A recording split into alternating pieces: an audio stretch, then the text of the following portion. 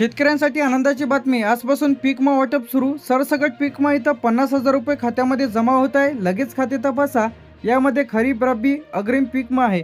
तर आताच्या घडीची सर्वात मोठी अपडेट, केंद्र सरकार राज्य सरकारमध्ये बैठकीमध्ये आज मोठा निर्णय घेण्यात आलेला आहे। मुख्यमंत्री देवेंद्र फडणवीस, उपमुख्यमंत्री एकनाथ शिंदे बैठकीमध्ये आज कृषी मंत्र्यांनी सुद्धा सांगितलेल्या दत्तात्रय भरणे तर आज पीक विमा वाटप तातडीने आदेश इथं देण्यात आलेले आहे। आजपासून पीक विमा वाटप सुरू झालेलं आहे। तर आता यामध्ये या बँकमध्ये जमा होत आहे। यामध्ये नागपूरमध्ये 125 कोटी रुपये स्टेट बँक ऑफ इंडियामध्ये जमा होण्यास सुरुवात झालेली आहे। वाटप सुरू झालेलं आहे। वर्ध्यामध्ये 95 कोटी रुपये इथं आलेले आहे। बँक ऑफ महाराष्ट्रामध्ये जमा होण्यास सुरुवात झालेली आहे। अमरावतीमध्ये 150 कोटी रुपये इथं आलेले आहे। सेंट्रल बँक ऑफ इंडियामध्ये वाटप इथं सुरू झालेलं आहे। अकोल्यामध्ये 115 कोटी रुपये इथं आलेले आहे। HDFC बँकमध्ये पैसे खात्यामध्ये इथं येत आहे। बुलढाणामध्ये 130 कोटी रुपये ICICI बँकमध्ये वाटप इथं सुरू झालेले आहे। यवतमाळमध्ये 180 कोटी रुपये बँक ऑफ इंडियामध्ये वाटप सुरू झालेलं आहे। चंद्रपूरमध्ये 110 कोटी रुपये ॲक्सिस बँकमध्ये वाटप इथं सुरू झालेलं आहे। गडचिरोलीमध्ये 90 कोटी रुपये ग्रामीण बँकमध्ये इथं वाटप सुरू झालेलं आहे। तर ही जी जिल्ह्यांची नावे आहेत त्याचप्रमाणे हा निधी आहे आणि या बँक खात्यामध्ये पैसे इथं जमा होत आहे आणि इथं वाटप सुरू झालेलं आहे। चंद्रपूरपर्यंत आपण बघितलेलं होतं जे काही गडचिरोलीपर्यंत। यानंतर नांदेडमध्ये 170 कोटी रुपये स्टेट बँक ऑफ इंडियामध्ये जमा होत आहे। वाटप सुरू झालेलं आहे। परभणीमध्ये 120 कोटी रुपये बँक ऑफ महाराष्ट्रामध्ये वाटप सुरू झालेलं आहे। हिंगोलीमध्ये 85 कोटी रुपये सेंट्रल बँक ऑफ इंडियामध्ये पैसे वाटप सुरू झालेले आहे। लगेच खाते तपासा। लातूरमध्ये 135 कोटी रुपये HDFC बँकमध्ये पैसे जमा होत आहे। वाटप सुरू झालेलं आहे। बीडमध्ये 155 कोटी रुपये ICICI बँकमध्ये वाटप इथं सुरू झालेलं आहे। धाराशिवमध्ये 100 कोटी रुपये बँक ऑफ इंडियामध्ये जमा होत आहे।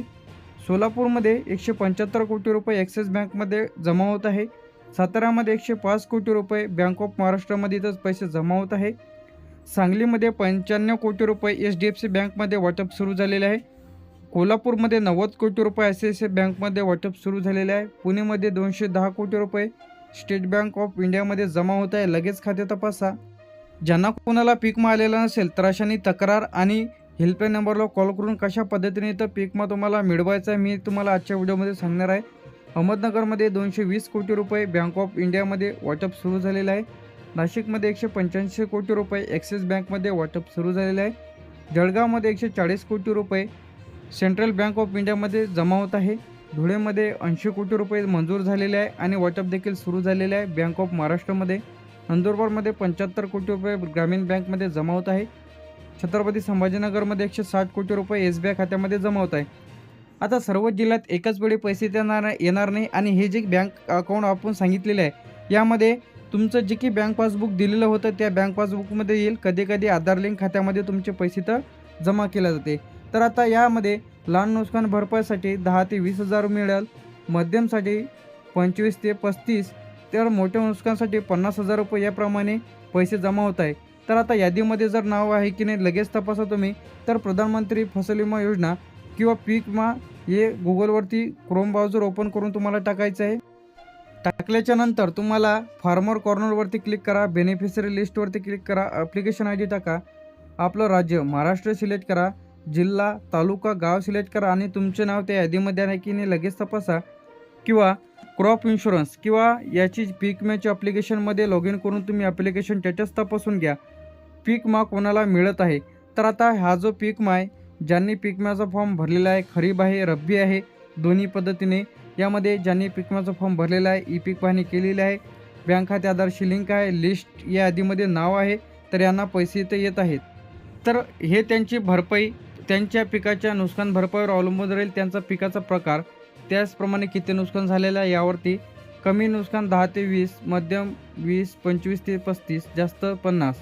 आता ज्यांना पैसे मिळणार नाहीत तर ज्यांनी अर्ज केलेला नाही, अर्ज अपूर्ण आहेत, ई-पीक पाहणी केलेले नाही, खाते लिंक नाही, यादीत नाव नाही, तर अशांना पीक विमा इथं मिळणार नाही।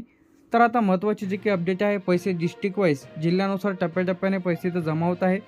आता ज्यांचं नाव यादीत नसेल तर अशाने काय करायचं आहे, अर्ज रिजेक्ट झाला आहे का हे तपासायचं आहे, ई-पीक पाहणी केली का, आधार लिंक आहे की नाही, किंवा लेखी अर्ज तुम्हाला द्यायचा आहे पीक विमा कंपनीला।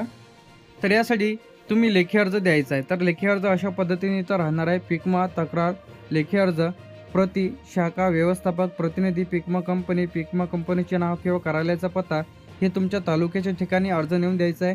पीक रक्कम खात्यात न जमा झाल्याबद्दल तक्रार किंवा 14447 या हेल्पलाईन नंबरला कॉल करून सुद्धा तुम्ही तुमची तक्रार करू शकता. आम्हाला पीक विमा का आलेला नाही, कधीपर्यंत येईल, मंजूर झाला की नाही, रिजेक्ट झाला असेल तर काय करायचं, सविस्तर माहिती तुम्हाला या नंबरवरती कॉल केल्यानंतर बघायला मिळेल.